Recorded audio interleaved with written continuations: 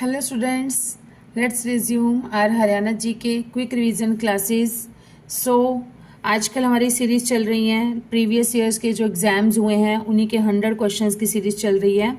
So we are going to start today HSSC CET group C का जो pre exam हुआ था, जो कि कंडक्ट कराया गया था 6 नवंबर 2022 को शिफ्ट फर्स्ट में। So without wasting time let's start. First question is Nahar वन्यजीव अभ्यारण्य हरियाणा के किस जिले में स्थित है? तो यह है रेवाड़ी जिले में। कौन से जिले में? रेवाड़ी जिले में स्थित है। नाहर वन्यजीव अभ्यारण्य हरियाणा के रेवाड़ी जिले में स्थित है। यह अभ्यारण्य 522 एकड़ क्षेत्र में फैला हुआ है। यह क्षेत्र दुजान के नवाब की पुरानी चरागाह भूमि है। नाहर वन्यजीव अभ्यारण्य विशेष रूप से काले हिरणों के लिए जाना जाता है। नेक्स्ट इज हरियाणा लोक सेवा आयोग की स्थापना कब हुई थी? तो यह हुई थी 1966 में। हरियाणा राज्य पंजाब पुनर्गठन अधिनियम 1966 के प्रावधानों के तहत हरियाणा राज्य 1 नवंबर 1966 को अस्तित्व में आया। तभी हरियाणा लोक सेवा आयोग भी अस्तित्व में आया। श्री दरबारी लाल गुप्ता को कार्यवाहक अध्यक्ष के रूप में नियुक्त किया गया। नेक्स्ट इज हरियाणा के प्रथम लोकायुक्त कौन है? तो यह है प्रीतम पाल। प्रथम लोकायुक्त कौन है? प्रीतम पाल। प्रीतम पाल हरियाणा के पहले लोकायुक्त थे। उन्हें 18 जनवरी 2011 को हरियाणा के लोकायुक्त के पद और गोपनीयता की शपथ दिलाई गई। प्रीतम लाल का जन्म 3 जून 1947 को यमुनानगर जिले के कंड्रोली गांव में हुआ था। वे पंजाब हरियाणा हाईकोर्ट के पूर्व न्यायाधीश थे। नेक्स्ट इज पंजोखरा साहिब गुरुद्वारा अंबाला, जो कि अंबाला में है, डैश की स्मृति को समर्पित है। तो यह किसकी याद में बनाया गया है? यह बनाया गया है गुरु श्री हरकृष्ण साहिब जी, जो कि सिखों के 8वें गुरु थे। पंजोखरा साहिब गुरुद्वारा अंबाला गुरु श्री हरकृष्ण साहिब जी को समर्पित है। यह गुरुद्वारा अंबाला नारायणगढ़ रोड पर स्थित है। गुरु हरकृष्ण साहिब जी दिल्ली जाने के दौरान उस जगह से गुजरे थे। किस्तपुर से पंजोखरा तक की यात्रा में उन्होंने रोपड़, रायपुरा और अंबाला से भी यात्रा की थी। नेक्स्ट इज हरियाणा का पूर्वी देशांतर विस्तार कितना है? तो पूर्वी देशांतर विस्तार है 74 डिग्री 27 मिनट 8 सेकेंड से 77 डिग्री 36 मिनट 5 सेकेंड। हरियाणा का पूर्वी देशांतर विस्तार 74 डिग्री 27 मिनट 8 सेकेंड पूर्वी से 77 डिग्री 36 मिनट 5 सेकेंड पूर्वी देशांतर तक है, तथा उत्तरी अक्षांश में कितना है? यह है 27 डिग्री 39 मिनट से 30 डिग्री 35 मिनट उत्तरी अक्षांश तक है। हरियाणा की सीमाएं उत्तर से पंजाब और हिमाचल प्रदेश से, दक्षिण और पश्चिम में राजस्थान और पूर्व में उत्तर प्रदेश से लगती हैं। नेक्स्ट इज हरियाणा आर्थिक सर्वेक्षण 2021-22 के अनुसार हरियाणा में कुल कितने उप कोषागार हैं? तो यह है 82 कोषागार हैं। इसके अलावा राज्य में 23 जिला स्तरीय कोषागार भी हैं। कोषागार और लेखा विभाग राज्य के समेकित धन और सार्वजनिक खातों से जुड़े सभी लेन देन का हिसाब रखते हैं। नेक्स्ट इज हरियाणा में पंजीकृत अटल सेवा केंद्रों की कुल संख्या कितनी है? तो यह है 18,552। 18,552 अटल सेवा केंद्र हैं कुल, और ये केंद्र ग्रामीण और शहरी दोनों तरह के हैं। अटल सेवा केंद्रों को common service centre CSC short में, जैसे CSC कॉमन सर्विस सेंटर भी कहा जाता है। CSC जैसे अभी जब भी इसके CET के एग्जाम निकलेंगे, अभी जब सर्कुलर आएगा तो सब लोग कहाँ जाएंगे? CSC जाएंगे, कॉमन सर्विस सेंटर पर जाएंगे और वहीं पर जाकर फिल कराएंगे अपना फॉर्म। कुछ लोग खुद से भी फिल करते हैं, लेकिन मोस्टली जो है वो CSC जाते हैं। इन्हें कहते हैं अटल सेवा केंद्र। यह केंद्र सरकार के डिजिटल इंडिया कार्यक्रम के तहत आने वाली मिशन मोड परियोजना है। नेक्स्ट इज वित्तीय वर्ष 2022-23 के हरियाणा राज्य बजट में कृषि के क्षेत्र में व्यय करने के लिए कुल बजट का कितना प्रतिशत निर्धारित किया गया है? कृषि के लिए कितना किया गया है? तो कृषि के लिए किया गया है 4.3%। वित्तीय वर्ष 2022-23 के लिए हरियाणा के राज्य बजट में कृषि और संबद्ध गतिविधियों के लिए कुल बजट का 4.3% आवंटित किया गया था। यह राज्य के द्वारा कृषि के औसत आवंटन 6.2% से कम था। नेक्स्ट इज आर्थिक सर्वेक्षण 2020-21 के अनुसार हरियाणा की प्रति व्यक्ति वार्षिक आय कितनी है? तो यह है प्रति व्यक्ति वार्षिक आय है 2,35,707 रुपए। आर्थिक सर्वेक्षण 2020-21 के तहत हरियाणा के प्रति व्यक्ति वार्षिक आय है 2,35,707 रुपये थी। वहीं पर स्थित मूल्यों पर साल 2020-21 में हरियाणा की प्रति व्यक्ति आय 1,63,992 रुपये थी। पानीपत में बेटी बचाओ बेटी पढ़ाओ का शुभारंभ किसके द्वारा किया गया था? तो यह किया गया था प्रधानमंत्री श्री नरेंद्र मोदी जी के द्वारा। प्रधानमंत्री नरेंद्र मोदी ने 22 जनवरी 2015 को हरियाणा के पानीपत में बेटी बचाओ बेटी पढ़ाओ योजना की शुरुआत की थी। यह योजना महिला एवं बाल विकास मंत्रालय, स्वास्थ्य एवं परिवार कल्याण मंत्रालय एवं मानव संसाधन विकास मंत्रालय के द्वारा संयुक्त रूप से संचालित की जा रही है। नेक्स्ट इज लाडली सामाजिक सुरक्षा भत्ता योजना शुरू की गई थी। कब की गई थी? 1 जनवरी 2006 को शुरू की गई थी। लाडली सामाजिक सुरक्षा भत्ता योजना की शुरुआत 1 जनवरी 2006 को हुई थी। यह योजना हरियाणा सरकार के सामाजिक न्याय एवं अधिकारिता विभाग ने शुरू की थी। नेक्स्ट इज हरियाणा में यूनियनिस्ट पार्टी की पहुंच के विस्तार के लिए 1923 में फजल ए हुसैन के साथ मिलकर किसने जमींदार लीग की स्थापना की थी? तो यह की थी सर छोटूराम जी ने। सर छोटूराम ने हरियाणा में यूनियनिस्ट पार्टी का विस्तार करने के लिए 1923 में फजल ए हुसैन के साथ मिलकर जमींदारी लीग की स्थापना की। राजनीतिक मोर्चे पर वह नेशनल यूनियनिस्ट पार्टी के सह संस्थापक थे तथा जिसने स्वतंत्रता पूर्व संयुक्त पंजाब प्रांत पर शासन किया। 1916 ईस्वी में इन्होंने जाट गजट नामक समाचार पत्र भी निकाला था सर छोटूराम जी ने। प्रसिद्ध लेखक धरणीधर ने अपनी पुस्तक अखंड प्रकाश में हरियाणा राज्य को डैश शब्द से संबोधित किया है। तो इन्होंने संबोधित किया है हरिबंका नाम से। प्रसिद्ध लेखक धरणीधर ने अपनी पुस्तक अखंड प्रकाश में हरियाणा राज्य को हरिबंका शब्द से संबोधित किया। धरणीधर ने अपनी पुस्तक अखंड प्रकाश में कहा है कि यह शब्द हरिबंका से आया है जो हरि भगवान इंद्र की पूजा से जुड़ा हुआ है। नेक्स्ट इज हरियाणा में प्रचलित खोड़िया प्रसिद्ध नृत्य रूप का आयोजन प्रमुख रूप से किस अवसर पर किया जाता है? तो यह किया जाता है विवाह के अवसर पर किया जाता है। खोड़िया किया जाता है विवाह के अवसर पर, और एक होता है खेड़ा नृत्य, वो किया जाता है बुजुर्ग की मृत्यु के अवसर पर। हरियाणा में प्रसिद्ध नृत्य रूप खोड़िया का आयोजन मुख्य रूप से शादियों के अवसर पर किया जाता है। यह हरियाणा के मध्य क्षेत्रों में लोकप्रिय है। खोड़िया नृत्य हरियाणवी विवाह में होने वाले बहुमुखी विवाह अनुष्ठानों में से एक है। यह नृत्य झूमर नृत्य शैली और चरणों की विविधता का एक सामूहिक रूप है। नेक्स्ट इज हरियाणा का कौन सा जिला सुराही के लिए प्रसिद्ध है? सुराही भी आ जाता है और कहीं पर यह भी लिखा जाता है पतली गर्दन वाला घड़ा। तो यह कौन सा जिला है? यह है हमारा झज्जर जिला। हरियाणा का झज्जर जिला सुराही या फिर पतली गर्दन वाले घड़ा के लिए प्रसिद्ध है। हरियाणा के कुम्हार अपनी पतली गर्दन वाले घड़े के लिए जाने जाते हैं। ये बर्तन पानी को ठंडा रखने का काम करते हैं। नेक्स्ट इज पर्यटकों का आकर्षण केंद्र मोरनी हिल्स हरियाणा के किस जिले में स्थित है? तो यह है पंचकुला जिले में स्थित है। मोरनी भारतीय राज्य हरियाणा के पंचकुला जिले में मोरनी पहाड़ियों में स्थित एक गांव है और पर्यटक आकर्षण क्षेत्र है। यह चंडीगढ़ से लगभग 95 किलोमीटर व पंचकुला से 35 किलोमीटर दूर है। नेक्स्ट इज राजीव गांधी अक्षय ऊर्जा पार्क, यह कहां पर स्थित है? तो यह है गुरुग्राम में स्थित है। राजीव गांधी अक्षय ऊर्जा पार्क यह है गुरुग्राम में। नेक्स्ट इज हरियाणा में अरावली की पहाड़ियों का सबसे ऊंचा क्षेत्र कौन सा है? अरावली की पहाड़ियों का सबसे ऊंचा क्षेत्र है ढोसी की पहाड़ियां। कौन से हैं? ढोसी की पहाड़ियां। ढोसी की पहाड़ियां जो कि कहां पर पाई जाती हैं? महेंद्रगढ़ में पाई जाती हैं। हरियाणा में अरावली पहाड़ियों का सबसे ऊंचा क्षेत्र है ढोसी की पहाड़ियां। यह हरियाणा व राजस्थान की सीमा पर स्थित है। ढोसी की पहाड़ियां 652 मीटर ऊंची हैं और जो 652 मीटर की ऊंचाई है यह है कुलताजपुर नाम की जगह है, इसे कुलताजपुर कहते हैं और है कहां पर? ये ढोसी की पहाड़ियां। अब यहाँ पर ऑप्शन में नहीं है, एग्जैक्ट जो जगह का नाम है वो है कुलताजपुर, चोटी का नाम है जो। यह पर्वतमाला दिल्ली से गुजरात तक फैली हुई है। नेक्स्ट इज हरियाणा की कुल भूमि का कितना प्रतिशत कृषि के अंतर्गत आता है? तो यह आता है 81%। हरियाणा कृषि प्रधान राज्य है जिसका कुल भूमि का लगभग 80% भाग जो है वो कृषि के अंतर्गत आता है। हरियाणा का भौगोलिक क्षेत्रफल 44,212 वर्ग किलोमीटर है। यह भारत के भौगोलिक क्षेत्र का 1.34% है। हरियाणा की औसत वार्षिक वर्षा 200 मिलीमीटर से 1400 मिलीमीटर होती है।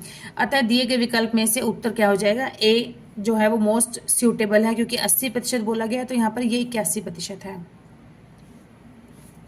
हरियाणा राज्य के पहले अनाज एटीएम की स्थापना किस जिले में हुई थी? तो पहला अनाज एटीएम बना था गुरुग्राम में बना था। हरियाणा के गुरुग्राम जिले के फारूक नगर में अन्नपूर्ति नाम का भारत का पहला अनाज एटीएम स्थापित किया गया था फारूक नगर में। इसका मकसद क्या था? सरकारी राशन की दुकानों पर अनाज वितरण की प्रक्रिया को आसान बनाना है। नेक्स्ट इज हरियाणा के किस नृत्य रूप को हरियाणवी गिद्दा के नाम से जाना जाता है? तो यह जाना जाता है झूमर। हरियाणा के झूमर नृत्य को हरियाणवी गिद्दा के नाम से जाना जाता है। यह एक पारंपरिक लोक नृत्य है। इस नृत्य में महिलाएं रंगीन कपड़े पहनती हैं। नेक्स्ट इज निम्न में से कौन हरियाणा हरिकेन के नाम से जाने जाते हैं? तो यह जाने जाते हैं कपिल देव। पूर्व क्रिकेटर कपिल देव को हरियाणा हरिकेन के नाम से जाना जाता है। कपिल देव को हरियाणा हरिकेन इसलिए कहा जाता है क्योंकि वे हरियाणा की तरफ से क्रिकेट खेलते थे। नेक्स्ट इज हरियाणा से आने वाली निर्मल गुलिया। निर्मल गुलिया का संबंध किससे है? तो निर्मल गुलिया का संबंध है जिम्नास्टिक्स या कसरत से। जिम्नास्टिक्स से इसका संबंध है। और नेक्स्ट इज निम्नलिखित में से हरियाणा के किस व्यक्ति को सामाजिक कार्य के क्षेत्र में 2022 का पद्मश्री सम्मान प्रदान किया गया है? तो यह किया गया था ओम प्रकाश गांधी जी को। किसको? ओम प्रकाश गांधी को। हरियाणा के ओम प्रकाश गांधी को सामाजिक कार्य के क्षेत्र में 2022 में पद्मश्री से सम्मानित किया गया। ओम प्रकाश गांधी एक समाज सेवी और सामाजिक कार्यकर्ता हैं। वे बालिका शिक्षा के लिए समर्पित हैं। गर्ल्स के एजुकेशन के लिए बहुत ज्यादा एफर्ट्स करते हैं ये। इन्होंने 1984 में कन्या विद्या प्रचारिणी सभा का गठन किया था। नेक्स्ट इज गुग्गा नवमी। गुग्गा नवमी का त्योहार पूरे हरियाणा में डैश मनाया जाता है? तो यह मनाया जाता है भादों में। भादों के महीने में आता है। सावन का महीना होता है, सावन के महीने के बाद आता है भादों का महीना। तो भादों के महीने में मनाया जाता है गुग्गा नवमी का त्योहार, भादों के चंद्रमास में। गुग्गा नवमी का त्योहार हरियाणा में भादों के चंद्रमास में मनाया जाता है। गुग्गा या गोगा देव को गुरु गोरखनाथ का प्रमुख शिष्य माना जाता है। इन्हें गोगा जहारवीर पीर के नाम से भी जाना जाता है। नेक्स्ट इज इंग्लिश के स्टार्ट हो गई यहाँ से। Rearrange the following parts of a sentence labelled as PQRS to make a meaningful sentence. तो यहाँ पर हमें बताना है कि पहले कौन सा आएगा, सेकंड नंबर पर कौन सा आएगा। Power of work is a blessing and let us realise that the privilege the love of work is success to work is a gift. Okay तो इसको हम देखते हैं कैसे कैसे अरेंज करना पड़ेगा। लेट अस रियलाइज, देखिए पावर टू वर्क यहां से भी स्टार्ट नहीं होगा, is a blessing. The love of work is success, हम यहाँ स्टार्ट करें लेटस, क्योंकि लेटस को फिर हम बीच में नहीं कर सकते ना एक सेंटेंस के, इसलिए let's say work sentence start हो जाएगा। Let us realise that the privilege to work is a gift, the power to work is a blessing and the love of work is success। C इसका right answer हो जाएगा। The most appropriate sequence is QSPR। तो इसको फिर से read करते हैं पूरे सेंटेंस को हम लोग। देखिए, let us realize that the privilege to work is a gift, the power to work is blessing and the love of work is success। Okay next is choose the correct passive voice from the following. Bring a cup of coffee, तो यहाँ पर bring a cup of coffee इसको हमें passive voice में change करना है। He requests you to bring a cup of coffee, you are requested let a cup of coffee was brought, let a cup of coffee be brought. तो यहाँ पर CD जो है वो राइट आंसर हो जाएगा। Let a cup of coffee, क्योंकि यहाँ पर कोई मेन सब्जेक्ट नहीं है तो हम क्या करेंगे, अ कप ऑफ कॉफी जो हमारा है वर्ब से स्टार्ट हो रहा है ये सेंटेंस, तो हम क्या करेंगे, अ कप ऑफ कॉफी जो ऑब्जेक्ट है उसको आगे ले आएंगे और लेट लगाएंगे। Let a cup of coffee, bring है तो ब्रिंग के साथ क्या लग जाएगा, बी ब्रॉट, चेंज हो जाएगा ये। Let a cup of coffee be brought. Next is, क्योंकि ये इंपेरेटिव सेंटेंस है, pick out the part of the following sentence which has an error, if there is no error your answer is 4। One of the states in which Satyagraha was offered was Rajkot, where he spent his youth. One of the takes plural subject. तो देखिए यहाँ पर one of the state in which, देखिए one of the state, या यहीं पे गलती है, यहाँ पर ए में गलती हो जाएगी। वन ऑफ द स्टेट कैसे हो जाएगा? वन ऑफ द स्टेट्स मतलब राज्यों में से एक राज्य, ठीक है। वन ऑफ द स्टेट नहीं होता, वन ऑफ द स्टेट्स होता है। जैसे one of my friends, okay, one of my friends is an engineer, या one of my friends, one of my friends is cardiologist. तो इस टाइप से यहाँ पर फ्रेंड स्टेट्स आएगा, स्टेट नहीं आएगा। One of the states in which satyagraha was offered was Rajkot where he spent his youth. Next is read the following passage carefully and answer questions 29-31। तो देखेंगे हम, in olden days street theatre dash villages और small localities of the city. तो यहाँ पर हम देखेंगे क्या आएगा। Street theatre in India is a well-established ancient art form despite the ये, तो इसको पूरा पढ़ने से हम यहाँ ऑप्शंस देखते हैं इनके। Entertained, was restricted to, was not restricted to, was opened to। तो सेंटेंस है इन olden days street theatre dash villages और स्मॉल लोकेलिटीज। तो यहाँ पर क्या है कि was not restricted to, was not restricted to. Well established है ना, street theatre in India is a well established ancient art form. Next is modern means of entertainment and communication dash street theatre. तो यहां पर क्या हो जाएगा, modern जो है इसमें इसका जो आंसर हो जाएगा, modern means to entertainment and communication street theatres continues to flourish in India. तो कंटिन्यूज टू फ्लोरिश, तो इसका सिनोनिम्स टाइप क्या हो जाएगा, हेल्प करता है, ये हेल्प पॉपुलराइज। तो यहां पर होगा हेल्प्स पॉपुलराइज, डी हो जाएगा। Next is street theatre usually dash with issues of public importance. तो यहां पर हो जाएगा, क्वेश्चन में जो लाइन दी गई है वो है दे क्रिएट और raise awareness over a particular issue of public importance. तो इसी से रिलेटेड है। तो यहाँ पर क्या है, क्या बनता है इसका, डील्स हो जाएगा। रेज मतलब जो अवेयरनेस, रेज अवेयरनेस करना या डील्स करना, डील्स विद हो जाएगा यहाँ पर, ठीक है। Next is choose the correct alternative to improve the 30 underline part of the this. Okay, don't जज each day by the harvest you reap but by the seeds that are planting. तो यहाँ पर क्या आएगा, सीड्स दैट आर प्लांटिंग। तो यहां पर रहेगा ए राइट आंसर हो जाएगा, सीड्स दैट आर प्लांटिंग नहीं, seeds that you plant, seeds that you plant. Next is fill in the blank with the suitable preposition। The boy dash red hair is my brother. The boy from red hair no, boy of no, boy for no, boy with red hair. The boy with red hair is my brother. Next is the boy with red hair is my brother with as a preposition uses as accompanying, using, having या feelings. Okay. Next is in the following sentence a word is underlined beneath the sentence 4 different ways। तो जो underlined है उसका best alternate बताना है, क्या आएगा। Despite losing a lot of money in the stock market crash Suresh remained unfazed. Unfazed, unfazed का क्या आएगा, unfazed, अनफिजल्ड।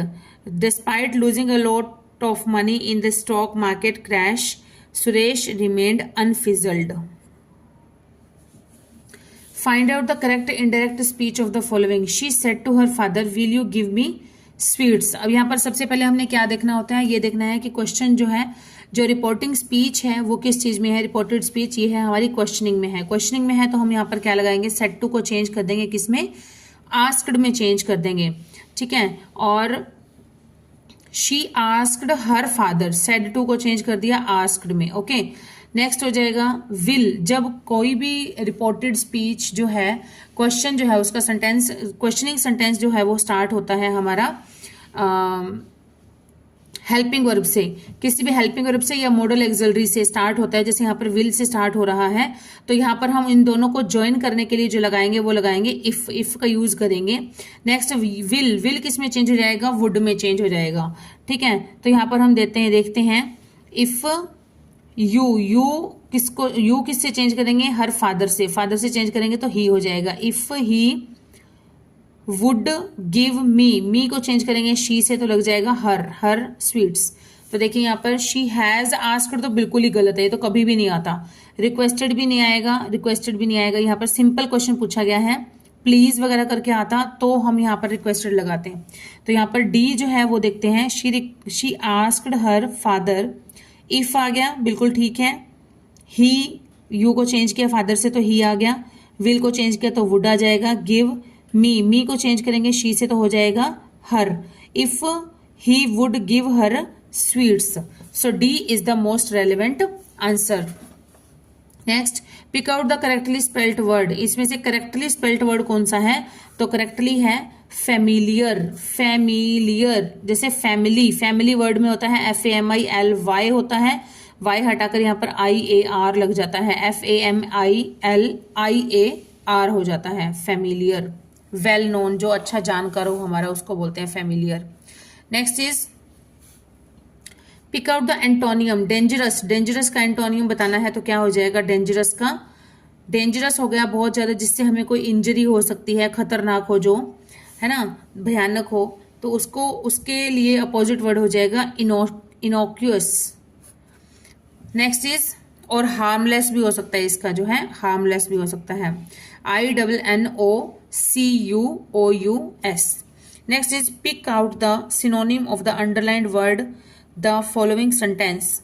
The child longed for the mother's love. Longed यहाँ पर क्या बताना है, अंडरलाइन वर्ड का सिनोनिम बताना है। लॉन्ग्ड मतलब बहुत इच्छा करना किसी चीज की, तो मदर मतलब माँ के प्यार के लिए जो बच्चा है वो लॉन्ग्ड मतलब बहुत ज्यादा तीव्र इच्छा कर रहा था, तो रिफ्यूज तो आ ही नहीं सकता, शाउटेड भी नहीं आएगा, फेल भी नहीं आएगा, यहाँ पर आएगा craved for the mother's love. Next is pick out the correctly spelt word. कौन सा है करेक्टली स्पेल्ट, इसमें से देखते हैं हम।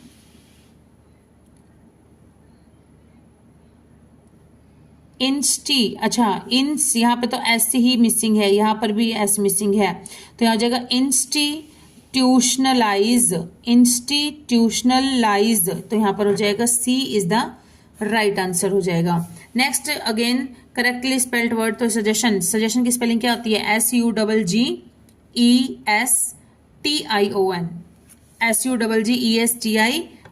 सजेशन, तो स्पेलिंग राइट हो जाएगी हमारी सी में। नेक्स्ट इज सम्राट के लिए सर्वाधिक उपयुक्त पर्यायवाची शब्द क्या होगा, तो यह होगा भूधर, केसरी, मार्तंड, नो, महीपति जो है ये सम्राट के लिए हो जाता है, महीपति। नेक्स्ट इज सम्राट के लिए पर्यायवाची हो जाएगा महीपति, राजा, राव, भूप, नरेश भी हो सकता है।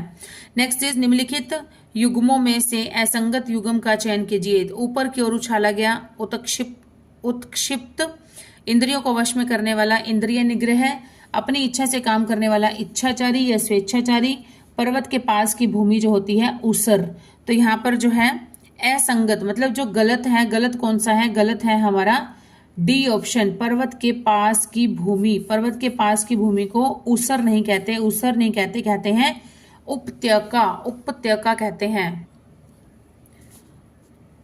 नेक्स्ट इज निम्नलिखित विकल्पों में से वर्तनी की दृष्टि से शुद्ध शब्द बताइए कौन सा है, सांसारिक, निरपेक्ष, अध्ययन, वास्तविक गलत है, व को छोटी की मात्रा आनी थी, अध्ययन में डबल य आना था, ये भी गलत है। निरपेक्ष भी ऐसे नहीं लिखा जाता, र पूरा आता है इसमें। और सांसारिक ये बिल्कुल सही है, सांसारिक। नेक्स्ट इज भरसक समस्त पद का उचित विग्रह क्या हो जाएगा, भरसक मतलब शक्ति के अनुसार हो जाएगा, तो इसमें कौन सा समास हो जाएगा, अव्ययी भाव समास हो जाएगा, जिसका पूर्व पहला पद जो है वो अव्यय है। निम्नलिखित विकल्पों में से प्रत्यय के सुमेलित विकल्प की पहचान कीजिए, कौन सा जो सही प्रत्यय है, इका, लेखिका, प्रिया, पुलिस वाला। तो इका का लेखिका तो ठीक है, लेकिन प्रिया गलत है, पुलिस वाला गलत है। प्रत्यय में प्रत्यय मतलब पीछे, प मतलब प्रत्यय, प मतलब पीछे, पीछे जो लगते हैं। तो लेखिका, लेख प्लस इका, तो ये लेखिका तो ठीक है, लेकिन बाकी दोनों गलत हैं। नेक्स्ट है अन्न, रावण, मोहन, श्रवण। नेक्स्ट देखते हैं अ, चर, व्याध, लेखक, ये भी नहीं है। आई, अफसरी, आई में तो चढ़ाई, मिठाई, लड़ाई, भलाई, इस तरह से ठीक रहता है। तो ये शिवानी और ये अफसरी, ये भी गलत है। तो कौन सा सही होगा? बिल्कुल बी जो है वो राइट आंसर हो जाएगा। अन्न का बनता है रावण, मोहन, श्रवण। नेक्स्ट इज मेरे माता पिता डैश में रहते हैं। इस वाक्य के अंदर रिक्त स्थान भरने के लिए नगर का सर्वाधिक उपयुक्त विलोम बताना है। बताओ नगर का विलोम क्या हो जाएगा? नगर का विलोम हो जाएगा गांव। नगर का विलोम हो जाएगा गांव। गांव में रहते हैं, सी। यह नगर का विलोम शब्द है। निम्नलिखित में से कौन सा शब्द स्त्रीलिंग नहीं है? तो यह है सलाह, अदालत, दुनिया, किस्सा। तो हम ये इसको ना, जब भी हमें कभी भी ऐसे क्वेश्चन आते हैं पुल्लिंग या स्त्रीलिंग बताने का, तो उसको हम लोग एक सेंटेंस के अंदर यूज करके देख सकते हैं उस पर्टिकुलर वर्ड को। तो यहां पर क्या है? मेरी सलाह मानो, मेरी अदालत, मेरी दुनिया। मेरा दुनिया कभी सुना है? नो। मेरा अदालत, नो। मेरा सलाह, नो। मेरी किस्सा नहीं होता, मेरा किस्सा होता है। मेरा किस्सा सबसे अलग है, तो मेरा किस्सा हो जाएगा, ना कि मेरी किस्सा होएगा। तो यहां पर कौन सा शब्द जो है वो पुल्लिंग है, स्त्रीलिंग नहीं है, वह है किस्सा। नेक्स्ट है संकल्प। संकल्प में कौन सी संधि है? तो संकल्प का विच्छेद होता है सम प्लस कल्प। सम प्लस कल्प, तो ये कौन सी संधि बनती है? यह बनती है व्यंजन संधि। कौन सी संधि? व्यंजन। सम प्लस कल्प, तो ये बन जाती है व्यंजन संधि। यहां पर भी व्यंजन है और यहां पर भी व्यंजन है, दोनों साइड व्यंजन होता है, तो व्यंजन संधि हो जाती है। नेक्स्ट है सिपाही ने चोर को पकड़ा। तो साधारण वाक्य किस प्रकार का वाक्य है? तो यह बिल्कुल प्रधान कर्ता कारक साधारण वाक्य है। कौन सा है? साधारण वाक्य तो है ही, साधारण तो सारे ही हो गए, लेकिन इसमें सिपाही ने, किसने पकड़ा? सिपाही ने पकड़ा। तो यहाँ पर सिपाही जो है वो कर्ता है, और कर्ता ही क्या है? प्रधान है। तो यहाँ पर हो जाएगा प्रधान कर्ता कारक साधारण वाक्य जिस वाक्य में क्रिया के लिंग, वचन और पुरुष कर्ता के अनुसार हो उसे प्रधान कर्ता कारक साधारण वाक्य कहते हैं। इसे अप्रत्यय कर्ता का एक रूप भी कहा जाता है।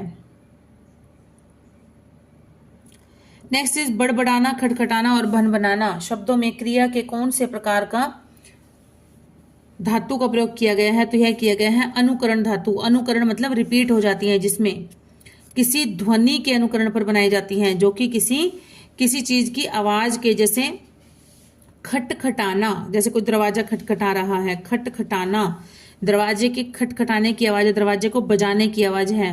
भनभनाना, बड़बड़ाना, हिनहिनाना, ठीक है। इस तरह से जो आवाजें होती हैं वो क्या होती हैं? अनुकरण, जो कि किसी चीज की आवाज को किसी ध्वनि के अनुकरण पर बनाई जाती है। नेक्स्ट है अब पछताए होत क्या जब चिड़िया चुग गई खेत। इस मुहावरे का सर्वाधिक उपयुक्त अर्थ क्या है?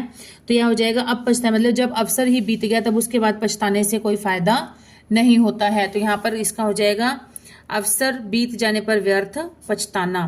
नेक्स्ट इज निम्नलिखित विकल्पों में से शब्द के तत्सम रूप को पहचानिए। तो हम देखते हैं बगुला, वक, आग और आंख। तो इसका राइट आंसर हो जाएगा वक हो जाएगा। वक तत्सम, तत्त और सम का मतलब होता है समान। तत्त मतलब उसके, किसके? संस्कृत के समान जो हो उसे कहते हैं तत्सम। तो यह कौन सा है? वक है। निम्नलिखित में से किस विकल्प में अलंकार व उससे संबंधित उदाहरण सुमेलित नहीं है? श्लेष, सुबरन को ढूंढत फिरत कवि व्याभिचरी चोर। मानवीकरण, संध्या घनमाला की सुंदर ओढ़े रंग बिरंगी छींट। रूपक, नील परिधान बीच सुकुमार खुल रहा मृदुल। अध खुला अंग, खिला हो ज्यों बिजली का फूल। मेघवन बीच गुलाबी रंग। उपमा, पीपर पात सरिस मंडोला। तो यहाँ पर कौन सा है जो ठीक नहीं, सही सुमेलित नहीं है? तो यहाँ पर है सी जो रूपक है ये सही सुमेलित नहीं है। श्लेष, सुब्रन को ढूंढत फिरत कवि व्याभिचरी चोर, ये बिल्कुल सही है, इसमें श्लेषणकार है। संध्या घनमाला की सुंदर ओढ़े रंग बिरंगी छींट, तो यहाँ पर मानवीकरण है। यहाँ पर किसी भी निर्जीव वस्तु को अगर कोई मानवता की क्वालिटी के साथ अगर कंपेयर किया जाता है, एक्सप्लेन किया जाता है, मानवता की, मनुष्य की जो मानव की क्वालिटी है, उसका नेचर है, उसके साथ उसके रूप में एक्सप्लेन किया जाता है, तो उसको कहते हैं मानवीकरण। उपमा पिपर पात सरित मंडोला, इसमें कौन सा है? उपमा अलंकार है, तो ये सही है। लेकिन जो डी है, सी है, वो गलत है। सी इसमें रूपक अलंकार नहीं है। नील परिधान बीच सुकुमार खुल रहा मृदुल, अध खुला अंग खिला हो ज्यों बिजली का फूल, मेघवन बीच गुलाबी रंग। उक्त में इसमें कौन सा है? उत्प्रेक्षा अलंकार है। उत्प्रेक्षा अलंकार है मतलब जिसमें बहुत ज्यादा बढ़ा चढ़ाकर किसी चीज का वर्णन बहुत ज्यादा बढ़ा चढ़ाकर किया जाता है। इसमें नायिका के सौंदर्य का वर्णन किया गया है। नेक्स्ट इज कीर्तिमान भूगोल विषय में अभी अज्ञान है। वाक्य में अज्ञान, अज्ञान का उपसर्ग बताना है, कौन सा हो जाएगा? कौन सी टाइप का उपसर्ग है? तो यह है तत्सम उपसर्ग है। कौन सा? तत्सम। अज्ञान में तत्सम उपसर्ग है। तत्सम उपसर्ग एक प्रकार के उपसर्ग होते हैं जो कि संबंधित संस्कृत शब्द के समान ही प्रयुक्त होते हैं। संस्कृत शब्द के समान ही प्रस्तुत होते हैं, अर्थात संस्कृत के उपसर्ग। नेक्स्ट इज विराम चिन्ह की दृष्टि से शुद्ध वाक्य का चयन कीजिए। मेरी मित्र जो एक लेखिका है आजकल एक पुस्तक लिख रही है। मेरी मित्र जो एक लेखिका है आजकल एक पुस्तक लिख रही है। मेरी मित्र जो एक लेखिका है, मेरी मित्र। तो यहाँ पर जो एक के बाद तो कोमा लगाने का कोई मतलब ही नहीं है। यहाँ पर कोमा वैसे ही नहीं है। मेरी मित्र जो एक लेखिका है, तो यहाँ पर मेरी मित्र के बाद लगना चाहिए कोमा, हल्का सा विराम देना चाहिए। जो एक लेखिका है, फिर से कोमा, आजकल एक पुस्तक लिख रही है, फिर उसके बाद हो जाएगा पूर्ण विराम। तो यहाँ पर जो है वो राइट आंसर हो जाएगा हमारा बिल्कुल बी हो जाएगा। नेक्स्ट इज 3 कथन दिए गए हैं, इसके बाद बताना है हमें कौन सा निष्कर्ष सही है। कुछ मेज कुर्सियां हैं और कुछ कुर्सियां पलंग हैं। कुछ सभी पलंग कमरे हैं, तो यह बताना है। तो इसका डायग्राम ही देख लीजिए सीधा ही, आप यहाँ पर डायग्राम देखेंगे तो आई होप आपको क्लियर हो जाएगा। ये मेजें हैं, कुछ मेज जो है वो कुर्सियां हो गई, ये कुछ मेज कुर्सियां हो गई, ठीक है। कुछ कुर्सियां पलंग हो गई, कुछ कुर्सियां पलंग हो गई, और सारे पलंग जो है वो सभी पलंग जो है वो सभी कमरे भी हैं। कमरे और भी हो सकते हैं, लेकिन ये पलंग का पूरा सर्कल इसके अंदर भी आएगा। तो यहाँ पर क्या हो जाएगा? निष्कर्ष 2 है कि कुछ कमरे कुर्सियां हैं। कुछ कमरे कुर्सियां हैं, हो सकता है, बिल्कुल हो सकता है, क्योंकि जब कुछ कुर्सियां पलंग हैं और सभी पलंग कमरे हैं, तो फिर कुछ कुर्सियां कमरे क्यों नहीं हो सकती? कुछ कमरे कुर्सियां भी हो सकती हैं और कुछ कुर्सियां कमरे भी हो सकती हैं। और उसके बाद क्या है? निष्कर्ष 2 ठीक है, और निष्कर्ष कौन सा ठीक है? 3 क्या है? कुछ पलंग कुर्सियां हैं, कुछ पलंग कुर्सियां हैं, कुछ पलंग कुर्सियां, ये भी बिल्कुल ठीक है। तो निष्कर्ष 2 और 3 दोनों बिल्कुल सही है, तो यह वो ऑप्शन है हमारा डी। नेक्स्ट इज निम्नलिखित में से कौन सा भिन्न है? 9, 18, 17 भिन्न मतलब सबसे डिफरेंट है जो 6, 9, 18, 8, 16, 24। यहाँ पर देखिए 9 एकम 9, 9 दूनी 18, 9 तीय 27, 7 एकम 7, 7 दूनी 14, 7 तीय 21, 8 एकम 8, 8 दूनी 16, 8 तीय 24। तो 6 एकम 6, 6 दूनी 12, 6 तीय 18। तो यहाँ पर ये जो है 9 नहीं आना चाहिए था, तो कौन सा मिसिंग हो, कौन सा राइट आंसर हो गया? बी जो है वो बिल्कुल डिफरेंट है। एक औरत की ओर इशारा करते हुए एक राजा ने कहा कि वह उस महिला की पुत्री है जो मेरी माता के पति की माँ है। देखो क्या है कि वह उस महिला की पुत्री है जो मेरी माता, उस औरत की माता के पति, माता के पति क्या हो गए? उसके पिता हो गए। पिता की माँ क्या हो गई? उसकी दादी हो गई, ठीक है। उसकी क्या है? पुत्री है, दादी की पुत्री है, ठीक है। तो दादी की पुत्री क्या हो गई? आपकी बुआ हो गई, ठीक। औरत क्या हो जाएगी? राजा की बुआ लगेगी। नेक्स्ट इज निम्नलिखित सारणी में अक्षर और उसके जो संख्या है वो दिए गए हैं। तो देखिए आपको पता चलना चाहिए EMRS का सही कूटबद्ध क्या हो जाएगा। तो E का क्या हो जाएगा? 1, M का हो जाएगा 7, 9 का हो जाएगा, 1 मिनट, R का हो जाएगा 9, और एस का हो जाएगा 3, तो 1793, तो राइट आंसर हो जाएगा बी।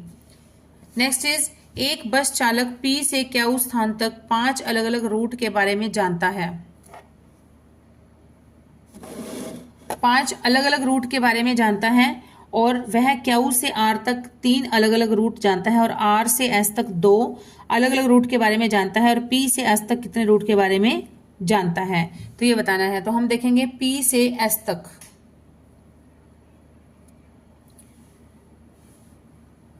कुल रूट हो जाएगा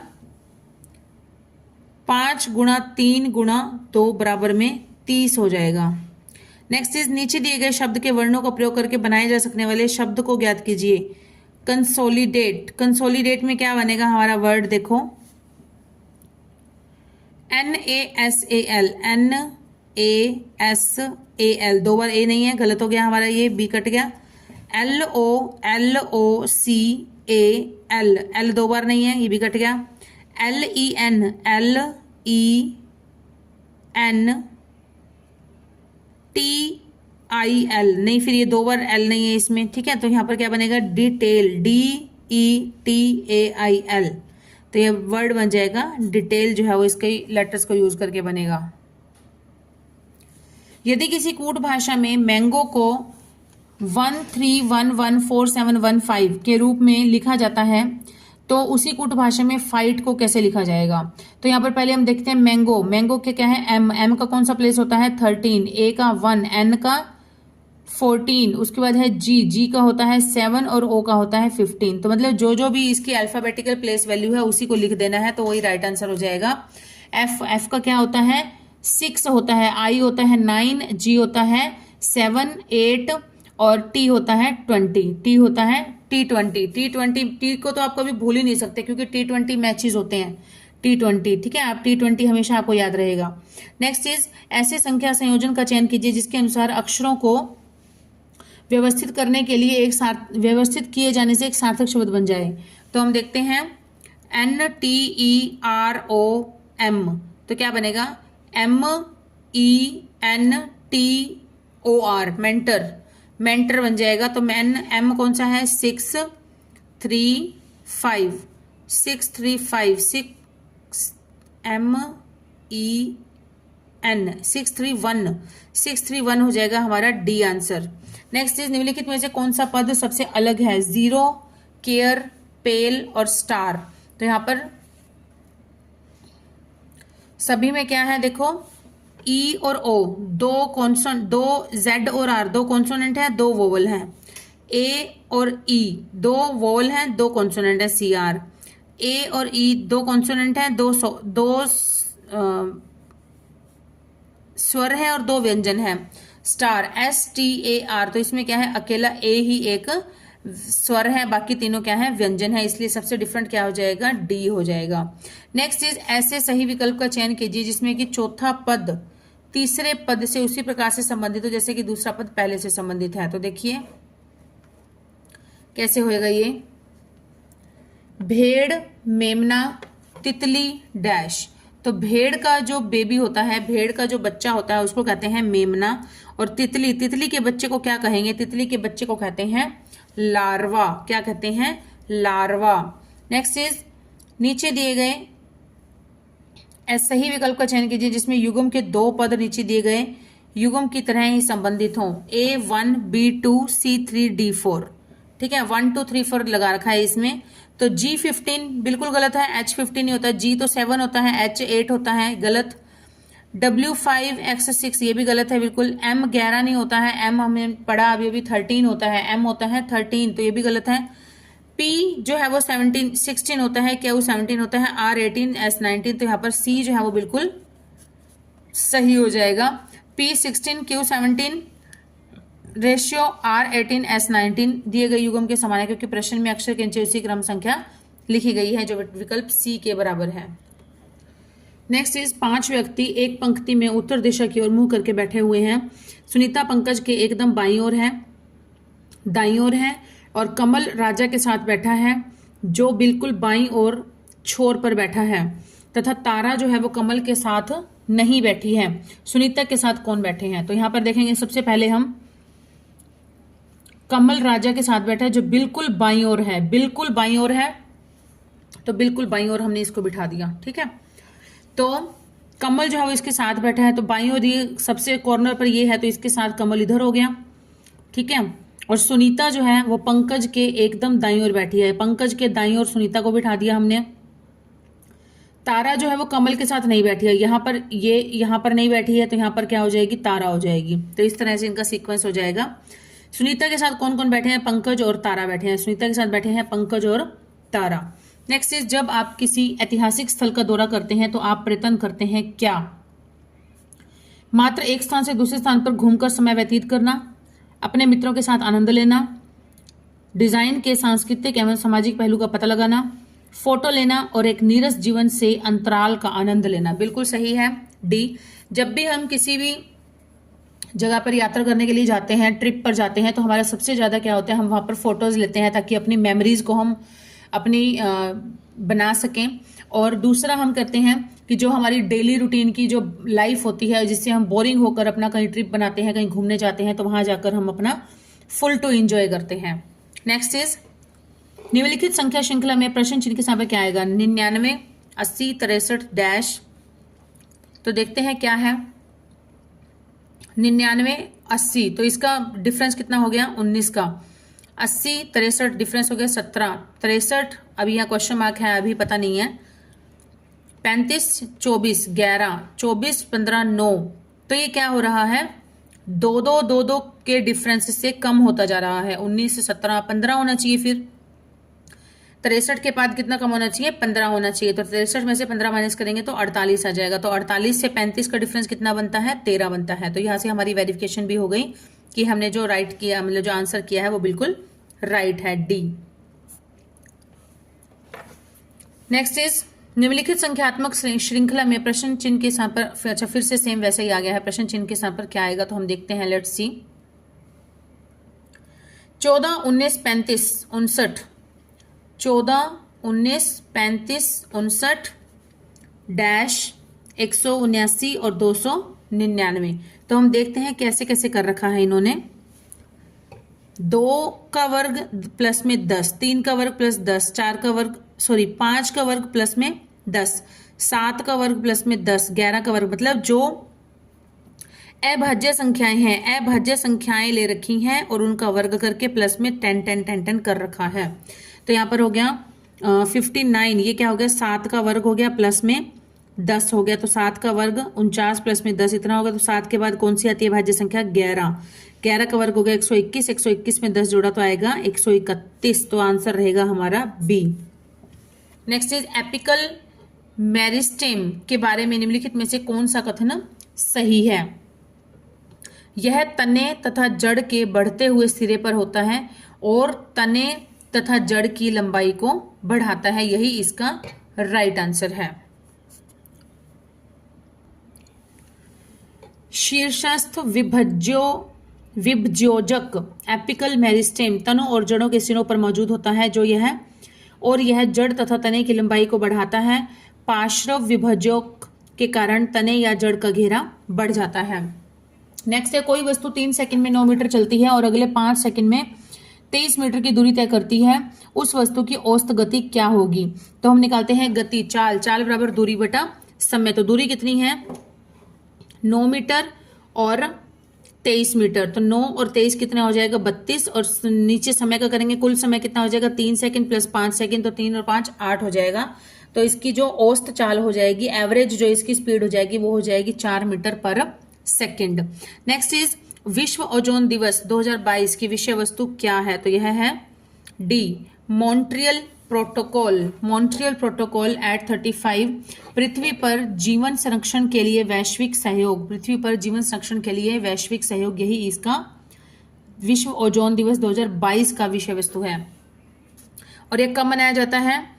ओजोन परत संरक्षण के प्रति जागरूकता को बढ़ावा देने के लिए प्रतिवर्ष 16 सितंबर विश्व ओजोन दिवस मनाया जाता है। 2022 के ओजोन दिवस की थीम थी मॉन्ट्रियल प्रोटोकॉल एट 35, पृथ्वी पर जीवन संरक्षण के लिए वैश्विक सहयोग रखी गई।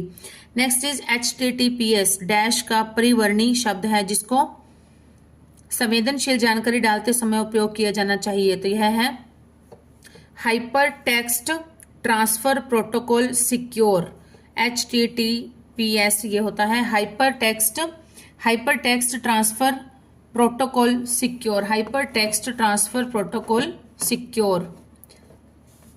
HTTPS एक ऐसा प्रोटोकॉल है जिसके द्वारा इंटरनेट में ब्राउजर से किसी भी वेबसाइट पर सुरक्षित कम्युनिकेशन किया जा सकता है। नेक्स्ट इज वर्ष 1960 में गुजरात और महाराष्ट्र नामक दो नए राज्यों का सर्जन करने के लिए निम्नलिखित में से किस राज्य को दो भागों में बांटा गया था? तो यह बांटा गया था बॉम्बे को दो भागों में बांटा गया था और गुजरात और महाराष्ट्र दो नए राज्य बन गए थे। 1960 में बॉम्बे प्रांत से गुजराती भाषा को पृथक करके भारत के 15वें राज्य के रूप में गुजरात का गठन किया गया था। बॉम्बे के शेष क्षेत्र को महाराष्ट्र का नाम दिया गया, जो कि मराठी भाषा का क्षेत्र है। नेक्स्ट इज निम्नलिखित देशों में से महिलाओं को मतदान का अधिकार देने वाला अंतिम देश कौन सा था? तो यह अंतिम देश है सऊदी अरब। सऊदी अरब ने दिया है औरतों को मतदान करने का अधिकार सबसे लास्ट में। 2015 में हुए नगरपालिका चुनाव में पहली बार महिलाओं को मतदान का अधिकार प्रदान किया गया था। नेक्स्ट इज नकद आरक्षित अनुपात CRR को किसके पास रखा जाता है? तो यह रखा जाता है भारतीय रिजर्व बैंक के पास, RBI के पास रखा जाता है। प्रत्येक बैंक को अपने कुल कैश का एक निश्चित हिस्सा RBI के पास रखना होता है, उसे नकद आरक्षित अनुपात कहा जाता है। यह जब अर्थव्यवस्था में तरलता के अनुपात को कम तथा जब तरलता के अनुपात को अधिक करना होगा तब इसके अनुपात को कम कर देगा और यह RBI की मौद्रिक नीति का एक उपकरण है। नेक्स्ट इज निम्नलिखित में से किस देश ने व्यापार करने की सरलता के सूचकांक पर सन 2021 में उच्चतम स्थान प्राप्त किया है? तो यह किया है न्यूजीलैंड ने। विश्व बैंक के द्वारा वर्ष 2021 में जारी व्यापार करने की सरलता के सूचकांक में शीर्ष पर न्यूजीलैंड देश रहा, जबकि भारत 190 देशों में 63वें स्थान पर रहा। नेक्स्ट इज उस सॉर्टिंग अथवा वर्गीकरण प्रक्रिया का नाम क्या है जो तत्वों की दी हुई एक सूची को सॉर्ट करने और उसके क्रम में न होने पर उसकी अदला बदली से संदर्भित है? तो वह कौन सी है? Bubble sort. एक बबल सॉर्टिंग मेथड का एक उपयोग किसी दिए गए एरी या एलिमेंट्स की लिस्ट को एक ऑर्डर में रीअरेंज करने के लिए किया जाता है। नेक्स्ट इज निम्नलिखित में से कौन सा नेटवर्क उपकरण डेटा पैकेट से गंतव्य पता या एड्रेस निकालता है और इसे एक तालिका में देखता है कि पैकेट को कहां भेजा जाए और केवल निर्धारित उपकरणों को ही सिग्नल भेजता है? तो यह क्या होता है? स्विच एक ऐसी नेटवर्किंग डिवाइस है, स्विच, जिससे कि एड्रेस, गंतव्य पता, जहां पर कोई पैकेट देना है उसका पता उसका जो एड्रेस है उसका पता चल जाता है। स्विच एक नेटवर्किंग डिवाइस है जो कि नेटवर्क डिवाइसेस तथा सेगमेंट्स को आपस में जोड़ता है, उसे मल्टी पोर्ट ब्रिज भी कहते हैं। नेक्स्ट इज निम्नलिखित में से किस विकल्प में दिए गए सभी उपकरण कंप्यूटर से सूचना प्राप्त करने या आउटपुट के काम आते हैं? तो हम देखते हैं क्या रहेगा। Flat panel display, plotter, barcode scanner. तो हम इसका आउटपुट किससे मिलता है? आउटपुट जो हमें मिलता है वो मिलता है सीधा डी से मिलता है। LED, display monitor, inkjet printer और plotter. LED, display monitor, inkjet printer और प्लॉटर आदि उपकरण कंप्यूटर से सूचना प्राप्त करने या फिर आउटपुट के काम आते हैं। नेक्स्ट इज निम्नलिखित में से कौन सी झील टेक्टोनिक गतिविधि के परिणाम स्वरूप उत्पन्न हुई है? तो यह कौन सी झील है? वूलर झील। वूलर झील टेक्टोनिक गतिविधि के परिणाम स्वरूप उत्पन्न हुई है। इसे प्राचीन सतीसर झील का अवशेष माना जाता है। इस झील को मुख्य रूप से झेलम नदी से पानी मिलता है और यह जम्मू कश्मीर राज्य में स्थित भारत की सबसे बड़ी मीठे पानी की झील है, वूलर झील। नेक्स्ट इज निम्नलिखित में से कौन सा या कौन से शब्द भारतीय संविधान की प्रस्तावना में 42वें संविधान संशोधन के द्वारा 1976 में जोड़े गए थे? तो यह वर्ड है समाजवादी और है पंथ निरपेक्ष। A और D, समाजवादी और पंथ निरपेक्ष, ये दो शब्द जो हैं ये भारतीय संविधान की प्रस्तावना में 42वें संशोधन के अंतर्गत 1976 में जोड़े गए थे। नेक्स्ट इज एक और भी शब्द तीन शब्द जोड़े गए थे, कौन कौन से? समाजवादी, पंथ निरपेक्ष और अखंडता। अखंडता शब्द भी जोड़ा गया था 42वें संविधान संशोधन में 1976 में। नेक्स्ट इज घरेलू हिंसा से महिलाओं का संरक्षण अधिनियम 2005 के संदर्भ में निम्नलिखित में से कौन सा कथन सही नहीं है? तो यहाँ पर है सी जो है ये सही नहीं है। यह अधिनियम केवल वैवाहिक संबंधों को संरक्षण देता है तथा लिव इन संबंधों को कानूनी संरक्षण नहीं देता। ये बिल्कुल गलत है, ये सही नहीं है। इसके अंतर्गत क्या क्या आता है? यह अधिनियम यौन शोषण को घरेलू हिंसा का एक प्रकार मानता है। यह अधिनियम महिलाओं की शारीरिक एवं वाचिक शोषण दोनों से सुरक्षा करता है और यह अधिनियम आर्थिक शोषण को घरेलू हिंसा का एक प्रकार मानता है। भारतीय संविधान के द्वारा घरेलू हिंसा में से महिलाओं का संरक्षण अधिनियम 2005 बनाया गया था, जो कि अक्टूबर 2006 से लागू हुआ था। इस अधिनियम से पीड़ित महिलाओं को विधिक सहायता प्रदान करना, जैसे यौन शोषण, वैवाहिक मामले, शारीरिक व्यवाचिक शोषण, महिला की गरिमा, लैंगिक दुर्व्यवहार आदि अधिनियम में शामिल है। नेक्स्ट इज शंघाई सहयोग संगठन SCO सदस्य राज्यों के अभियोजक जनरल की 23 सितंबर 2022 को संपन्न होने वाली 20वीं बैठक कहां पर आयोजित की गई थी? तो यह की गई थी अस्ताना, कजाकिस्तान देश के अस्ताना में SCO सदस्य राज्यों के अभियोजक जनरल की 20वीं बैठक हुए, जबकि SCO राष्ट्र अध्यक्ष परिषद की 4 जुलाई 2024 को 24वीं बैठक अस्ताना कजाकिस्तान में हुई। नेक्स्ट इज 5 संतरे 10 रुपए के भाव से खरीदकर 6 संतरे 15 रुपए के भाव पर बेच दिए गए तो लाभ प्रतिशत क्या हो जाएगा? तो हम देखते हैं इसको।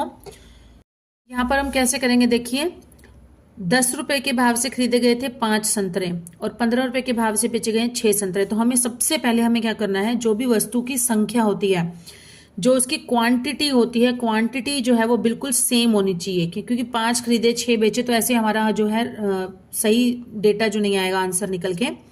सबसे पहले हमें क्या करना चाहिए, यहाँ पर 5 मतलब ऐसा नंबर करना चाहिए जो दोनों सेम आ जाए। तो यहाँ पर 5 संतरे खरीदे 10 रुपए के भाव से, तो यहाँ पर 6 से डिवाइड दोनों को मल्टीप्लाई कर दिया तो 10 6 60 आ गया। मतलब यहाँ पर 5 6 30 हो गया और 6 5 30 हो गया। यहाँ पर ये 30 का हो गया।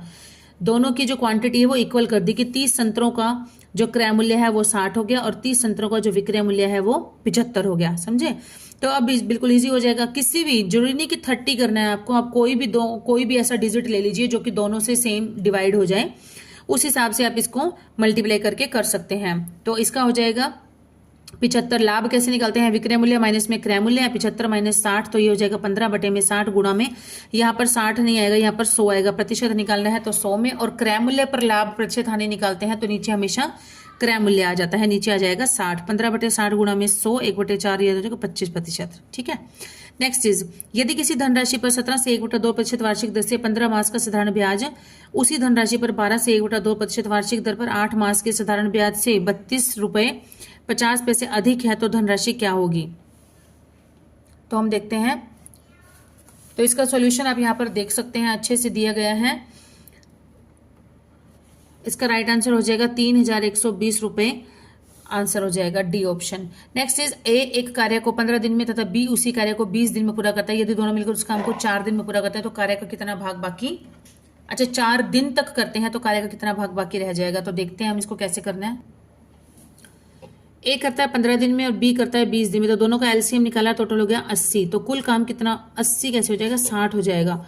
60 दोनों का एलसीएम निकाला तो हो जाएगा 60। तो कुल काम कितना हो गया हमारे पास, 60। 4 दिन में ए तथा बी द्वारा किया गया काम कितना हो जाएगा? 4 दिन में ए करता है 4, 60 को 5 से डिवाइड किया 4 आ गया, और 60 को 20 से किया तो 3 आ गया। 4 + 3 ये दोनों का 1 दिन का हो गया, 4 दिन का हो गया। दोनों को मल्टीप्लाई कर देंगे 4 से, 4 और 3 7 चौके 28, मतलब 28 काम जो है वो टोटल हो गया। और टोटल काम कितना है, 60 हमारे पास। तो शेष काम कितना हो जाएगा, 1 माइनस में 28/60, तो आंसर हो जाएगा 8/15। A option is the right answer. Next is, एक आयत की लंबाई तथा चौड़ाई में क्रमशः 3:2 का अनुपात है, जबकि इसके परिमाप में और क्षेत्रफल में 5:9 का अनुपात है। तो आयत की चौड़ाई मीटर में कितनी हो जाएगी? तो आयत की चौड़ाई और लंबाई चौड़ाई का अनुपात है 3:2 और परिमाप का है 5:9, परिमाप और क्षेत्रफल का। तो हम देखेंगे आयत का परिमाप बटे में आयत का क्षेत्रफल बराबर में कितना अनुपात है, 5:9।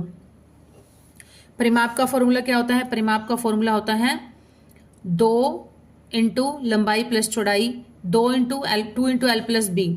ठीक है। और क्षेत्रफल कितना होता है? क्षेत्रफल होता है लंबाई गुणा में चौड़ाई। तो यहाँ पर हम देखेंगे लंबाई और चौड़ाई कितनी है। लंबाई हमने मान लिया 3x है और चौड़ाई कितनी हो जाएगी, तो 2x हो जाएगी। x की वैल्यू निकाल देंगे तो हमारा डन हो जाएगा। तो परिमाप में इसकी वैल्यू रखेंगे 3x प्लस में 2x तो ये 5x गुणा में 2 तो हो जाएगा 10x। इसको ऐसे क्रॉस मल्टीप्लीकेशन भी कर दिया तो 10 में 90 हो गए। यहाँ पर 3 गुणा 2, 3 दूनी 6x स्क्वायर हो जाएगा। 6 को 5 से किया तो 6 5 30x स्क्वायर। यहाँ पर क्या हो जाएगा, x से एक x कैंसिल हो जाएगा तो बचा हमारे पास 30x is equal to 90, 90 upon 30 तो 3 आ जाएगा। x की वैल्यू आ गई 3। चौड़ाई कितनी हो जाएगी हमारे पास, 2x है तो 2 तिये 6 मीटर हो जाएगी। लंबाई पूछ लेता तो 3 तिये 9 मीटर हो जाती। नेक्स्ट इज यदि p डैश p से कम या p के बराबर थोड़े बड़े से बड़े पूर्णांक को दर्शाता है तो इसका देखेंगे हम क्या होता है।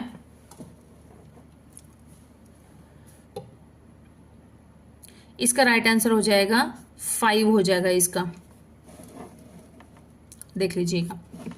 नेक्स्ट इज एक लड़के को एक संख्या को 25 से गुणा करने को कहा गया, गलती से उसने संख्या को 52 से गुणा कर दिया और जिससे उसका गुणनफल सही गुणनफल से 324 अधिक प्राप्त हुआ तो गुणा करने वाली संख्या क्या थी। x गुणा में 52 से उसने मल्टीप्लाई कर दिया था और माइनस में 25 गुणा में x तो ये हो जाएगा 52x माइनस में 25x 27x is equal to 324। तो इसका डिफरेंस कितना है, 324 है। तो x बराबर कितना हो जाएगा, 12। तो गुणा करने वाली संख्या कितनी थी, 12 थी। यदि n कोई प्राकृतिक संख्या है तो बड़ी से बड़ी संख्या कौन सी है जिसे n की पावर 3 माइनस n सदैव विभाजित है। तो यह है C6। कैसे, यहाँ पर n जो है वो एक कोई भी नेचुरल नंबर है तो कैसे हो जाएगा, n की 3 माइनस में n इज इक्वल टू क्या हो जाएगा, n into n square minus में 1, n into n square minus में n कॉमन ले लिया इन दोनों में से तो n स्क्र माइनस में 1 आ गया। तो n square minus 1 a square minus b square का फॉर्मूला क्या होता है, a minus B a plus B.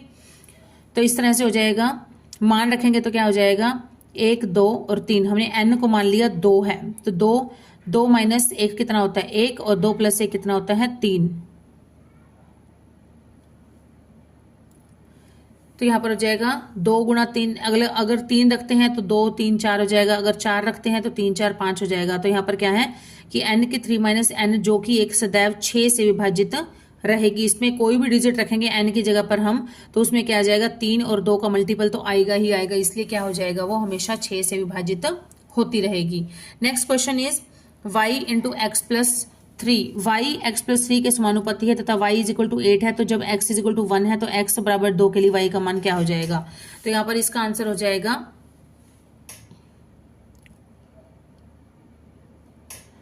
y into x plus 3, x यहाँ पर वैल्यू हो जाएगी इसकी y इज इक्वल टू 8 और इज इक्वल टू 2x। तो x के 2 के लिए वैल्यू हो जाएगी 2 इंटू 5 इज इक्वल टू 10, इसका राइट आंसर हो जाएगा। एक दूध वाले ने दूध में कुछ पानी मिलाया जिससे उसे उस मिश्रण को क्रय मूल्य पर बेचने पर 25% लाभ हो। मिश्रण में क्रमशः पानी तथा दूध की मात्रा में अनुपात कितना होगा। तो 25% लाभ हो तो क्रय मूल्य पर बेचने पर लाभ होगा 25%, तो 100 है, 100 हमने मान लिया, प्रतिशत है तो इसलिए 100 मान लिया और लाभ हो गया तो 125 हो गया। 100 अनुपात में 125 तो 4 अनुपात 5 हो गया। पानी और दूध का अनुपात हो जाएगा 5 माइनस 4 और अनुपात में 4 तो 1 अनुपात 4 का अनुपात हो जाएगा A। नेक्स्ट इज एक बस जो कि 25 मीटर प्रति सेकंड की गति से जा रही है 3 मीटर पर सेकंड की प्रति सेकंड की गति से धीमी होना प्रारंभ करती है तो रुकने पर यह इसकी कितनी दूरी तय कर लेगी। प्रारंभिक जो स्पीड थी वो कितनी थी 24 मीटर पर सेकंड थी, अंतिम थी 0 होनी चाहिए क्योंकि ब्रेक लगेगी तो 0 हो जाएगी। तो त्वरण कितना है -3 करता गया है, इसको -3 मीटर पर सेकंड करता गया है धीरे धीरे। तो इस तरह से इसका जो हो जाएगा वो हो जाएगा 96 मीटर हो जाएगा। नेक्स्ट इज ए ने 85,000 रुपये लगाकर एक व्यापार आरंभ किया और कुछ समय के बाद 42,500 रुपये के साथ बी इस व्यापार में मिल गया। यदि वर्ष के अंत में लाभ 3:1 के अनुपात में बांटा गया तो बी ने कितने समय के लिए साझेदार रहा था। तो ए का था 85,000 गुणा में 12 क्योंकि 1 साल तक इनका 1 वर्ष के अंत में किया गया था। तो बी का हमें पता नहीं है कितने समय के लिए रहा तो हमने मान लिया x। तो यहाँ जगह 85,000 2 0 से 2 0 कैंसिल कर दी तो 850 गुणा में 12 ये 425 नीचे आ जाएगा इधर। और इसकी अनुपात कितना दिया गया है, लाभ का अनुपात है 3:1 तो 3/1 हो जाएगा। तो ये सॉल्व करके आ जाएगा 8 आंसर बच जाएगा इसका। तो x की वैल्यू आ गई 8, तो मतलब 8 महीने के लिए जो b था वो साझेदार रहा था, मतलब 4 महीने बाद उसने ज्वाइन किया था। ऐसे भी आ जाता है कि कितने महीने बाद ज्वाइन किया था, तो कितने महीने बाद ज्वाइन किया था, तो 4 महीने के बाद ज्वाइन किया था उसने, ठीक है। नेक्स्ट चीज, एक व्यक्ति अपनी आमदनी का 75% खर्च करता है, उसकी आमदनी 20% बढ़ जाती है, तो वह अपने खर्चे में भी 10% की बढ़ोतरी कर लेता है, उसकी बचत में बढ़ोतरी कितनी होगी। तो यहाँ पर हम देखते हैं बचत कितनी होती है। बचत का मतलब होता है आमदनी माइनस में खर्चा, जो हमारी इनकम है और उसमें से जो हमारा खर्चा हो जाता है उसको माइनस कर देते हैं, तो हमारी जो हो जाती है वो बचत हो जाती है। तो आदमी 20% बढ़ने पर तथा खर्चा 10% बढ़ने पर बचत कितनी हो जाएगी, आमदनी माइनस में खर्चा। तो 20% बढ़ गई, हमने यहाँ पर 100 माना था, प्रतिशत है ना, सीधा 100 माना था कि आमदनी 100 है तो खर्चा है 75, तो बचत कितनी हो गई, 20 हो गई, 25 हो गई सॉरी। तो आमदनी 20 बढ़ गई तो कितनी हो गई, 120 हो गई।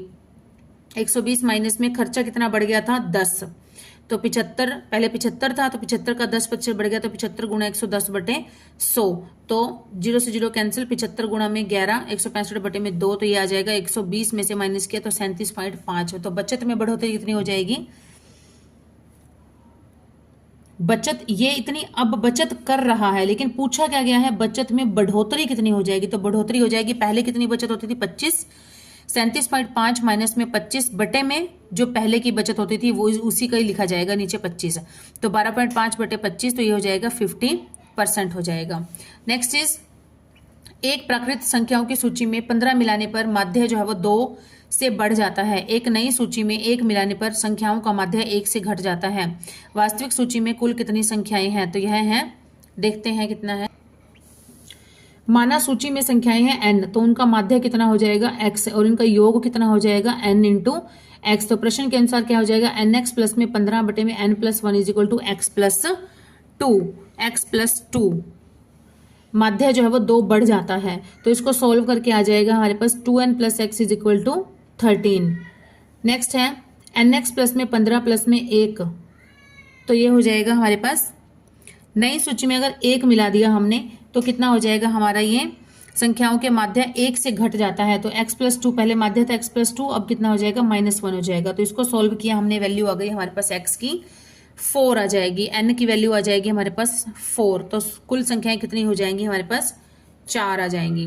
6 संख्याएं हैं a b c d e f, इस प्रकार है कि ab is equal to 1, bc is equal to 1/2, cd is equal to 6, de is equal to 2 and ef is equal to 1/2 है।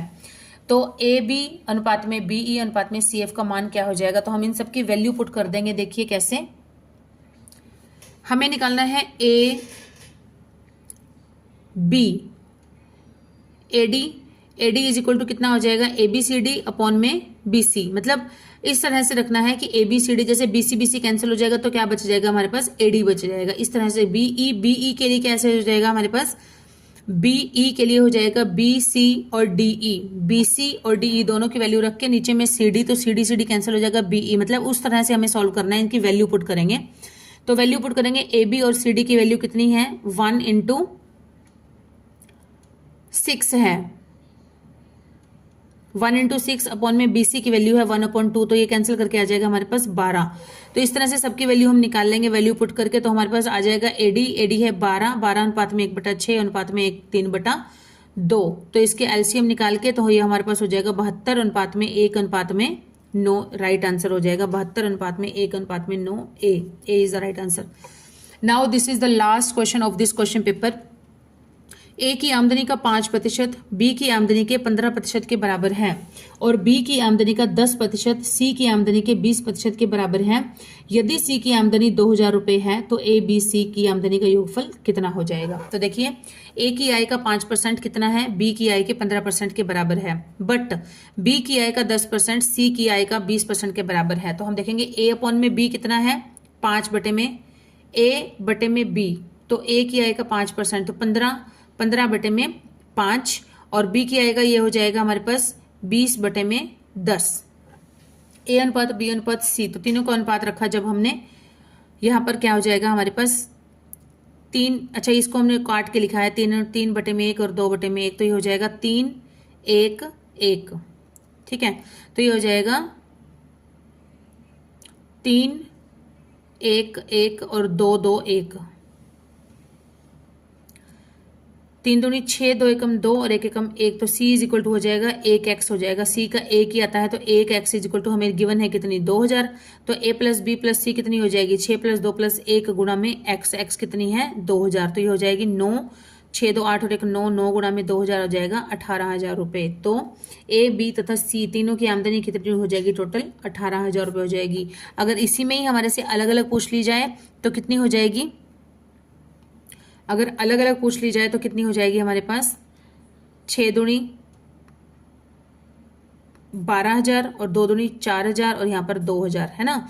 6 दूनी 12 और यहाँ पर 2 दूनी 4, यहाँ पर 12 4 16 और 2 18, तो टोटल है हमारे पास 18,000। ऐसे क्वेश्चन में ना अकेले का भी पूछो, जैसे इसमें पूछा गया ए बी तथा सी की टोटल आमदनी का योगफल बताना है, लेकिन ऐसा भी पूछ सकते हैं कि ए की आमदनी कितनी होगी, तो ए की आमदनी हो जाएगी 6 और 6 गुणा में एक्स, 6x कितने हो जाएंगे 6 गुणा में 2000 बराबर में 12,000।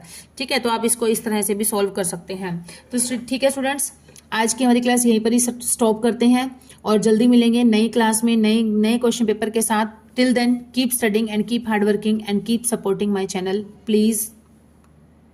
Bye students.